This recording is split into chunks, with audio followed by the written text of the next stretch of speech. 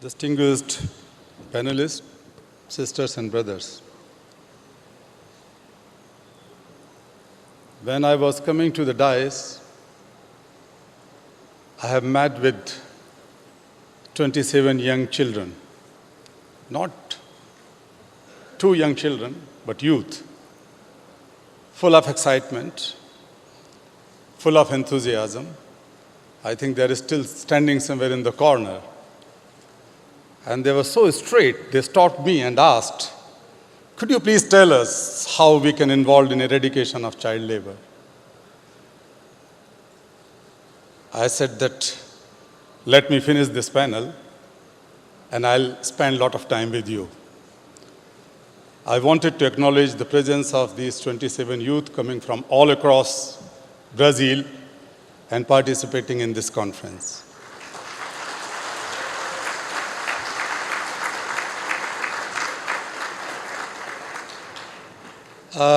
Sisters and brothers, I have mixed feeling. I am happy and I am angry too.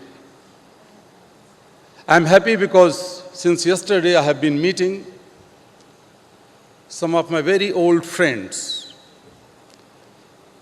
who participated in the Global March Against Child Labor in 1998, which went across 80,000 kilometers in 100 countries, 103 countries in fact. And I met them after 15, 16 years. They were still very young, very energetic. And I was talking to one of my trade union friends from Latin America. Why are you so young? She said that I don't want to be old until we defeat child labor. And that's true.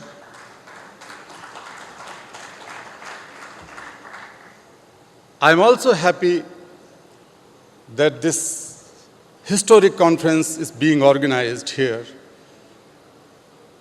And a developing nation has shown its leadership in the fight against child labor, Brazil.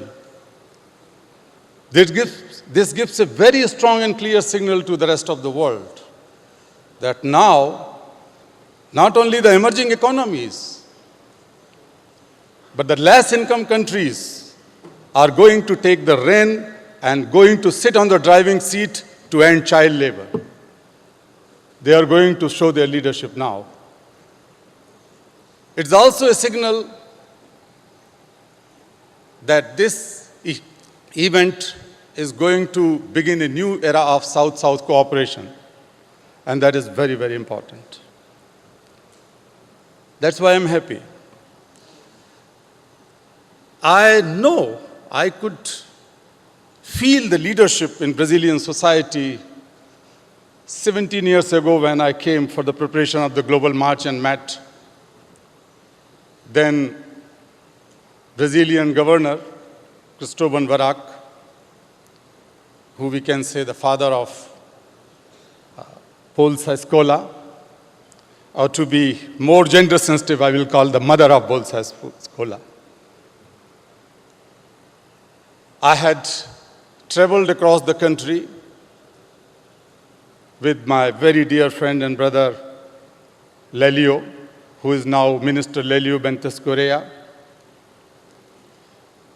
And I was with the young children. I still recall the chants and energy of the young boy, Belicio, and his sister, Belucia. On the streets of São Paulo, when we started the march, they were chanting, "No more child labor. We want books, we want toys, no more tools in tiny hands." I still recall that energy, which gives me power. I share the joy since morning that the number of child labor has been reduced significantly for the last 20 years or so. We have count for the last 10 years, but it has been reducing. And I know many of you personally that it is a personal accomplishment for many of you. because you have been fighting out in your own way, in your own capacities. I am also one of them.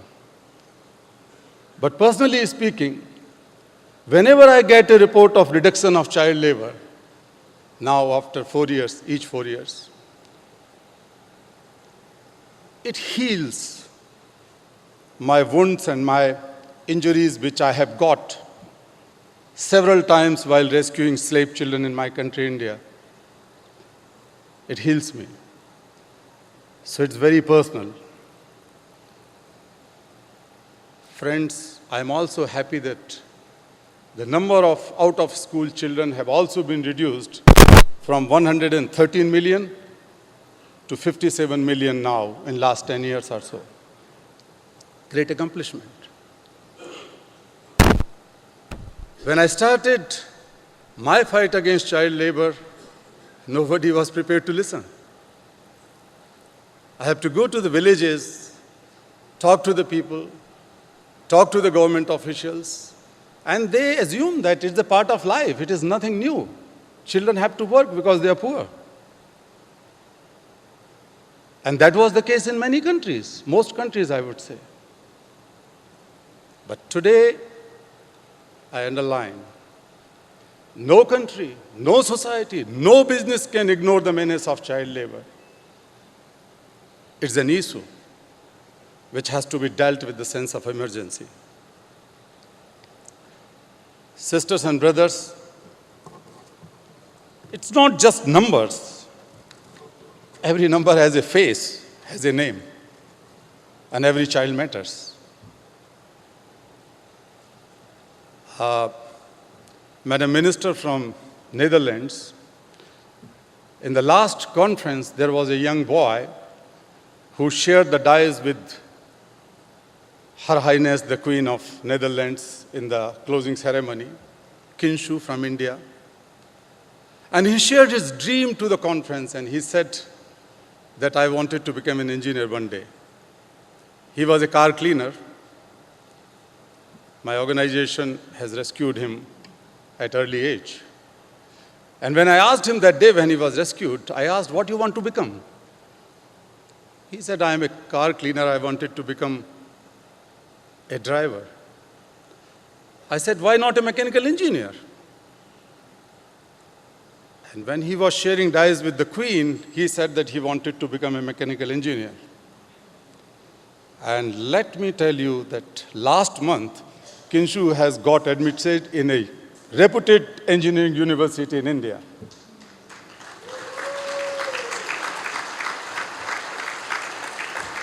He sends his regard to all of you. When I was going here, he said, send my regards. But he also had a question, which I'm straight putting to you. He said, I could be given a dream, and I am going to make my dream come true. But who is going to give the dream and make them come true to 168 million children? And when it would be done? This is the question to you, my friends. This is a question to all of us. And we have to answer it in action.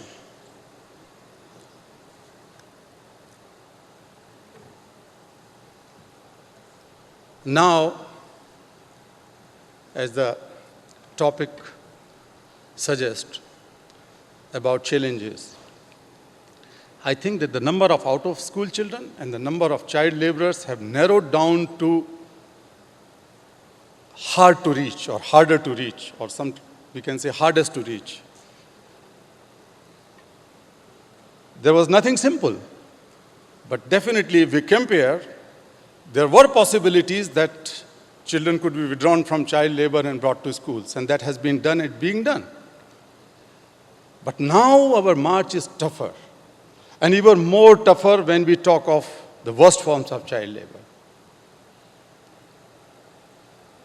We have to identify what we have been able to achieve and what are the challenges.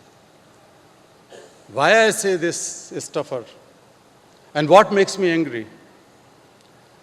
About a month ago, me and my colleagues from my Indian organization, Bachpan Bachao Andolan, have rescued a 15-year-old girl from domestic help. She was trafficked and held in bonded labor, slavery. She was never paid anything, forced to work in virtual invisible servitude. Somehow her father came to know about her whereabouts, and he traveled all the way from northeast of India to Delhi. We helped her rescue. And I was very surprised, rather pained to see that the father, who was so emotional, so moved, he wanted to go and hug the daughter after 4 years of separation. But the girl did not want to go close to her father. Somehow, we brought her out. Police was with us, magistrate was with us. But later on, we discovered that the girl was pregnant and has been raped several times. And in Indian society, it's a big taboo to become pregnant at such an early age without marriage. She cried that she said that I am looking for an opportunity to commit suicide because I don't want to face my relatives and friends back home.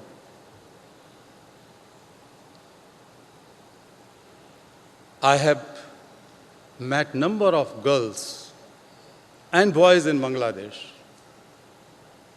who make garments, but can never have dreamed to wear those garments which they produced for big brands, multinational companies. I come across my children from India and Pakistan. They stitch footballs. And sometimes when we rescue them, a child says that my only dream is to play with a football one day. I was in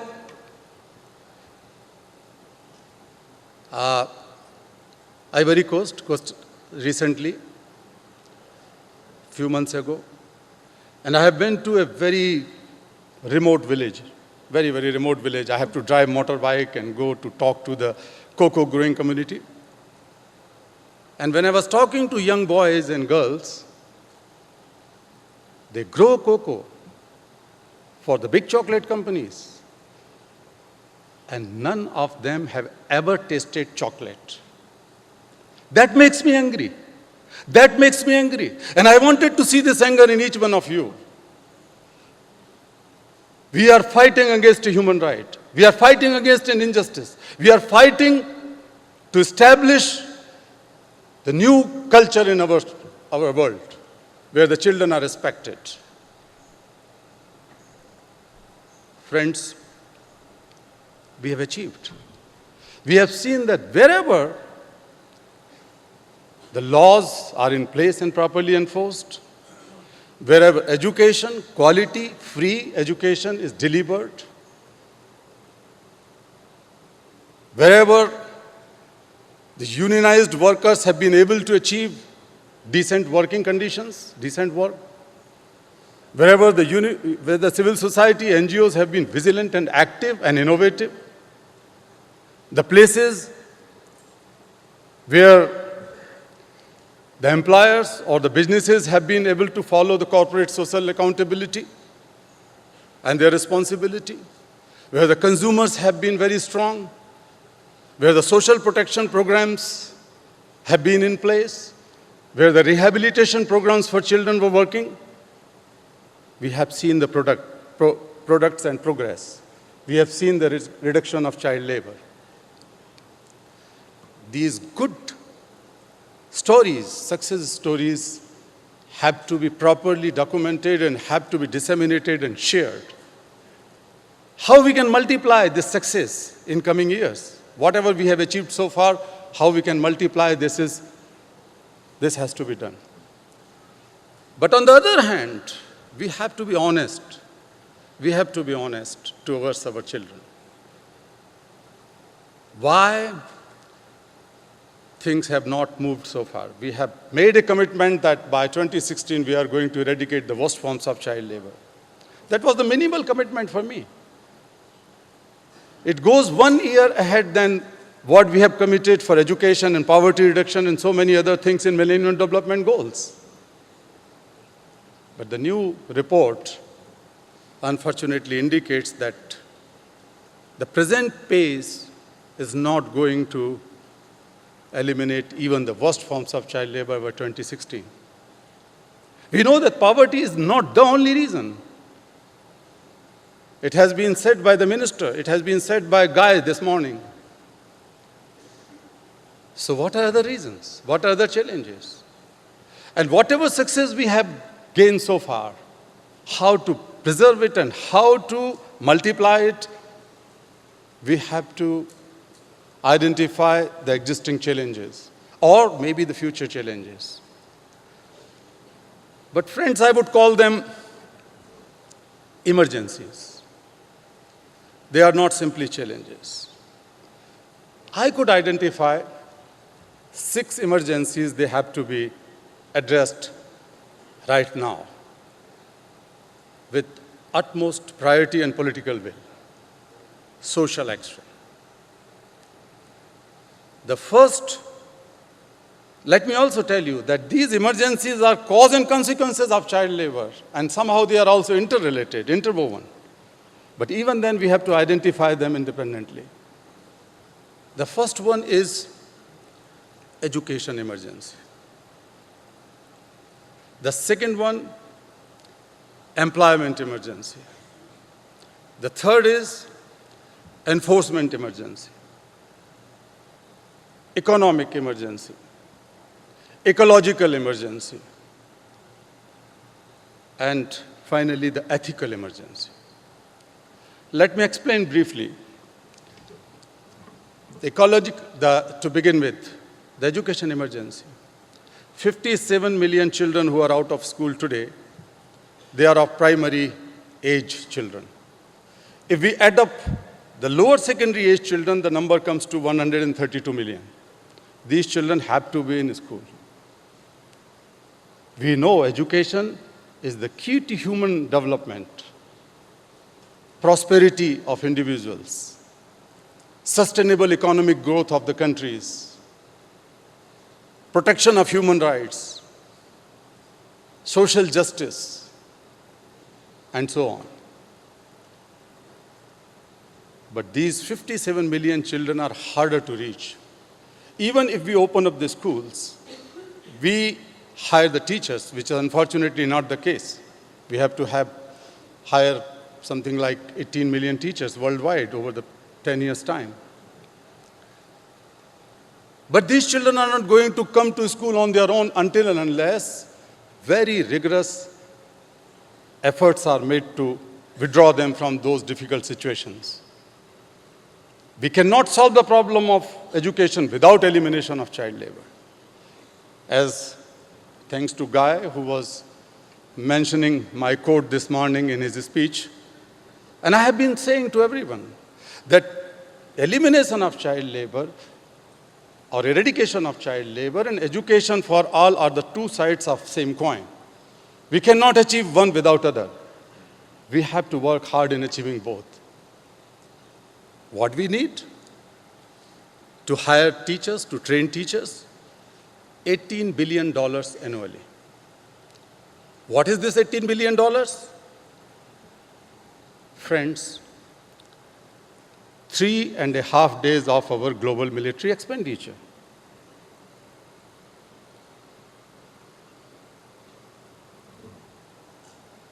One-fourth of what the Europeans spent on cosmetics, or 1/5 what the North Americans spent on their tobacco. It's not a huge amount.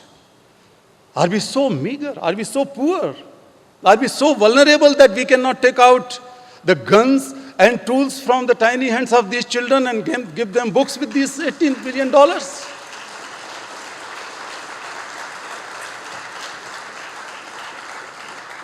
We have the poverty of will and the poverty of moral values towards our children and responsibility towards our children. Otherwise, we are not so poor.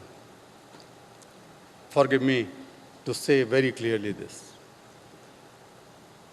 Friends, the second important area is the employment emergency. We all face the aftermath of global economic crisis. Even the rich countries are facing this, the problem of sudden increase in unemployment. I'm not going to number the countries, but everywhere. We have also seen the aftermath in the emerging economies where the growth rate has fallen down suddenly.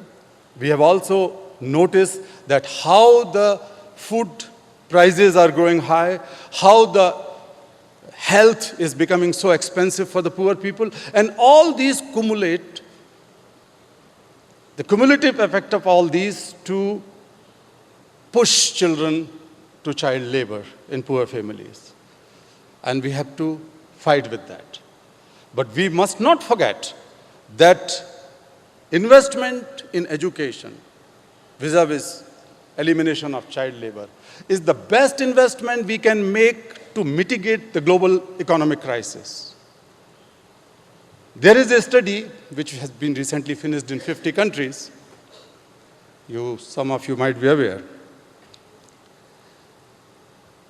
that every single year of schooling for children helps in an increase of 0.3% of GDP. There's another study which proves that no country can maintain sustainable economic or speedy economic growth until and unless 40% of its population is able to read and write. One single year of schooling, primary schooling I would say, helps an increase of 5 to 15% of income in the later stage of life for a person. And in case of secondary schooling, one single year of secondary schooling helps an increase of 15 to 25% of income. Education helps in mitigating economic crisis and poverty. So that has to be there. Employment is a major issue. It's true. But these two things are interlinked. We see the outburst of youth anger in a number of countries, particularly in Arab Spring, with positive motives. But it carries on. The civil unrest goes on. For me, I think that we have not been able to give the hopes, protection, future direction, and objective of life to our young people. And that begins with investment on children. We were not able to do it and we failed.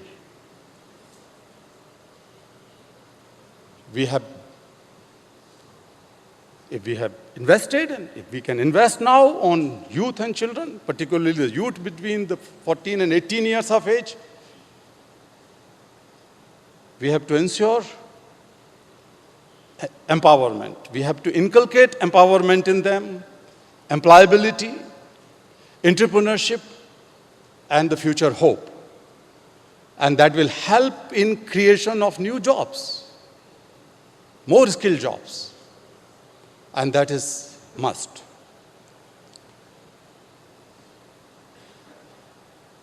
And another fact, we know that 168 million children are in full-time jobs. But the rough global estimate of unemployed people is about 200 million. And we have to look at the vicious circle, that on one hand, the parents of these children remain jobless because they are the cheap labor or free labor. They don't challenge, they don't form the unions, they could not go to the court of law. It goes on. So we have to break this vicious circle. As far as the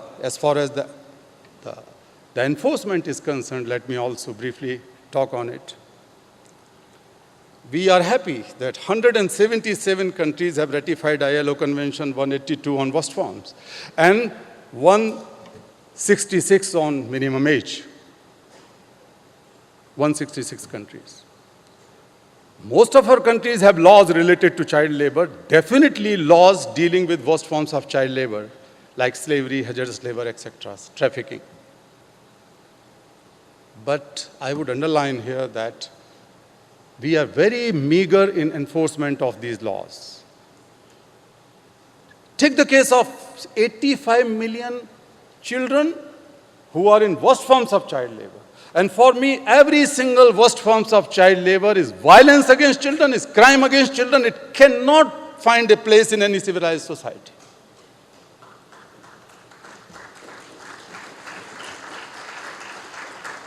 And in case of 85 million children, how many prosecutions we have?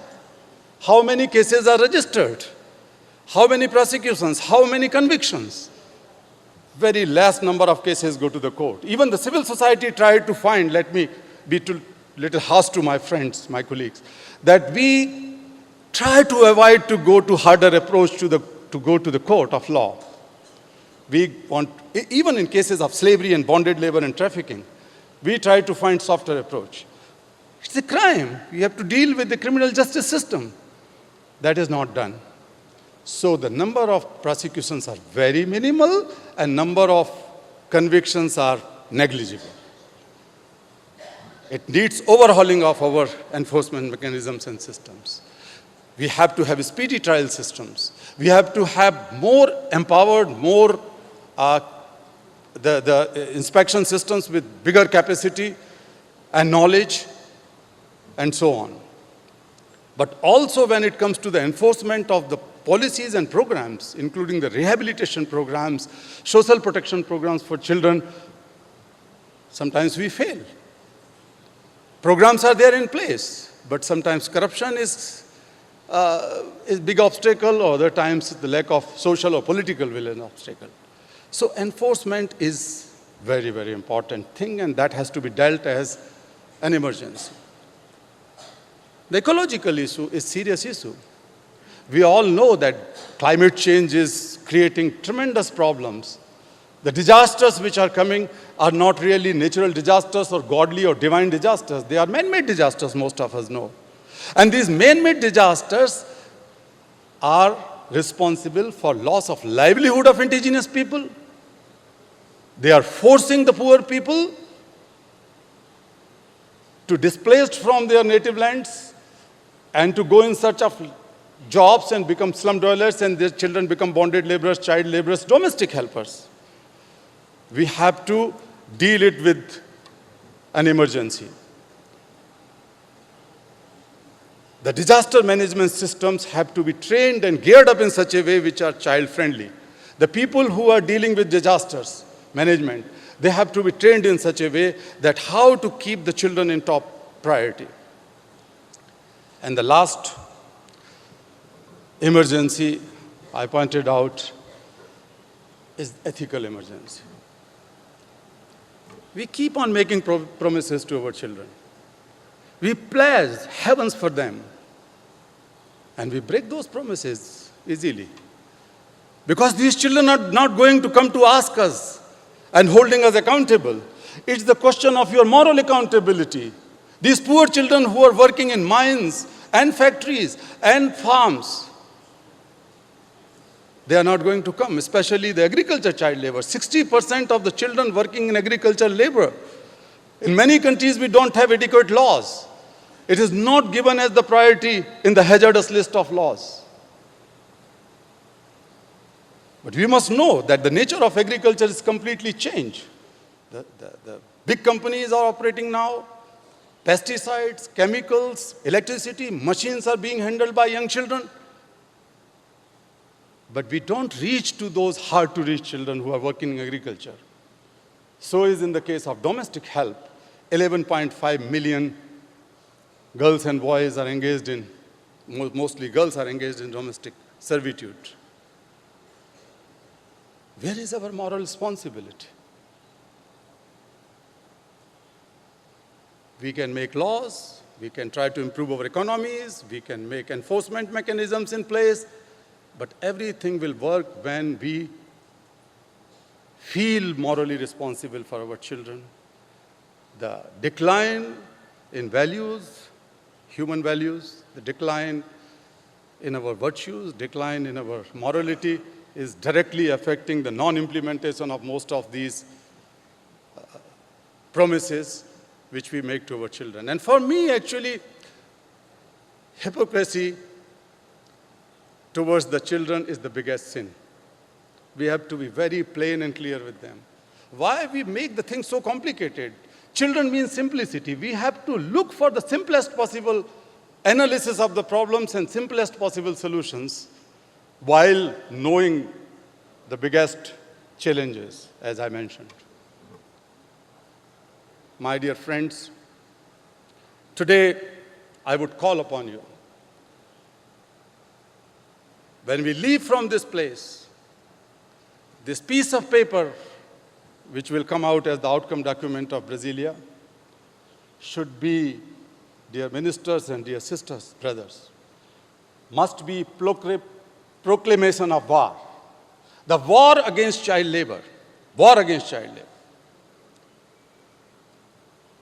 And the war against child labor cannot be won without building a strong global movement, which has been the mandate of ILO. I'm not saying something new. It is already there on paper. It has been decided.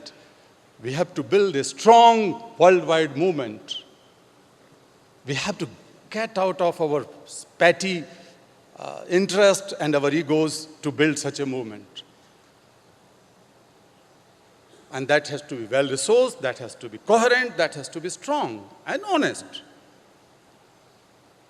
I would rather appeal to the Secretary General of United Nations to find a way where the UN agencies' heads could come together and jointly send a message to the world that child labor is unacceptable. I don't see any chance where at the top level the heads of various UN agencies come together to discuss about the issues of children, pertaining to children. They are doing wonderful work, but more interagency cooperation and collaboration at the highest level is needed, more cohesive effort. We have failed in achieving Millennium Development Goals, MDGs. The people like me have been knocking every single door in the governments and United Nations for many years, I tell you, that please see that child labor is a cross-cutting issue and the biggest obstacle in achieving half of the MDGs. Education is definitely one of them. Okay? But today, when the world is talking more on post-2015 agenda, I would make an earnest and humble appeal to all of you that please do your best that eradication of child labor and education for all have to be brought into the agenda of 2015 development, post-2015 development. And that we have to demand unitedly together. Finally, friends, I would also call upon ILO, who has demonstrated leadership in this field, to launch a global leaders initiative. Because what we lack is a concerted global political will. And why not we identify the leaders from various countries, the presidents, the prime ministers, or the former president, prime ministers, from unions, from employers, from civil society organizations, a global leadership initiative against child labor to generate political will. And I would also call upon the Brazilian government to take leadership in that regard, along with ILO, to form such a strong global coalition of leaders, which is needed. I would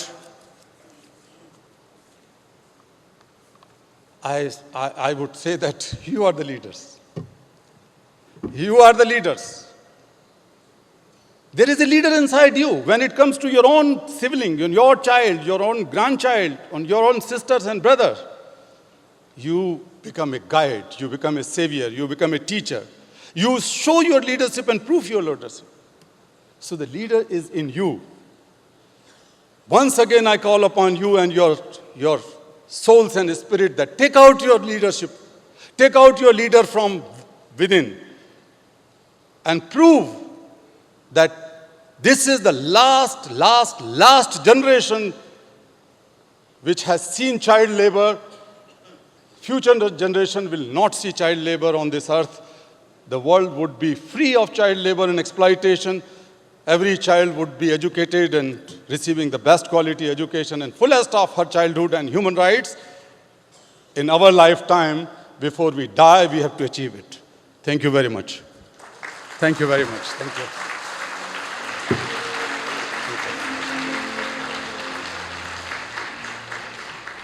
Senhoras e senhores, informamos que estão presentes nesta conferência 27 adolescentes, de cada um dos estados brasileiros e do Distrito Federal, representando e dialogando em tempo real com os adolescentes de todo o mundo.